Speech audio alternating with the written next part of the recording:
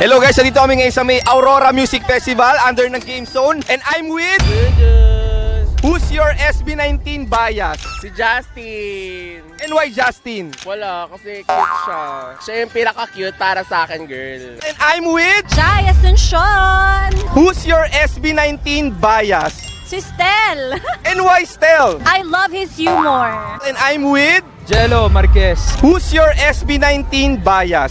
Bias siguro sa kanila si Stel. And why Stel? Napakahusay kumanta. Ibang klase, world class yung vocals niya, men. And I'm with... Stella Salyer. Who's your SB19 bias? Siyempre, ang pinaka mabait at napaka-gwapo si Stel. And why Stel is your bias sa SB19? Kasi napatawag naman niya na ako, so tama na ang awayan. Kasi mabait namang tao rin si Stel at mabait din naman ako. Bakit di kasalanan ka ba kay Stel? Oo, dati. Kaya sorry Stel kung ano man nagawa ko. Uy, mag-sorry ka rin sa mga fans ng SB19, yung mga 18. Mag-sorry ka sa 18. Yes, sorry rin pala sa mga 18. Mahal ko kayong lahat. I love you. And I love you, Stel.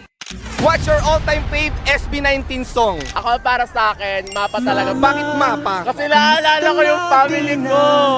What's your all-time fave SB19 song? Mapa, of course. Why mapa? Nakakapintig siya ng puso at alam ko marami ang natuwa sa kantang yun, hindi lang ako. Ang sarap mag-give back ng reward to our parents. Amen. What's your all-time fave song sa SB19? Siguro Mapa. Kasi naalala ko yung mga magulang ko every time. Nakakayak. What's your all-time fave SB19 song? Siyempre, mapapaindak agad. Gento. Which track from their latest EP is your current top tier? Visa best. Maganda kasi yung MV niya dahil nagpasabog talaga.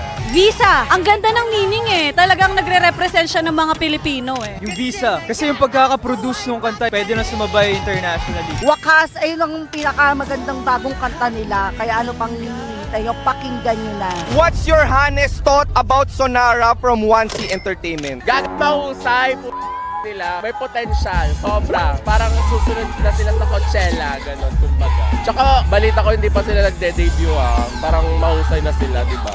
Maangas sila para silang international girl group. I love it. Magagaling sila eh. Magagaling. And then yung mga song din nila na mga pine-perform is may potential talaga to be something bigger. Magaling, sobrang galing. Malayong mararating nila. Kaya, Saan makakarating? magiging international din sila. Katulad ng Bini, di ba? Speaking of international, congrats naman natin ng SB19 kasi pupunta sila sa USA para sa Lollapalooza. Yes, congratulations SB9. At hindi lang yan, pupunta rin sila sa Japan for Summer Sonic. Diba? Nakakatuwa na merong representative ang Pinas sa ibang bansa. Yes. At dahil na sa SB19. Oo, tama. Kaya I love SB19. Congrats SB19. Pasama naman ako dyan. Oh my gosh, congrats SB19! Fighting! SB19 lang malakas.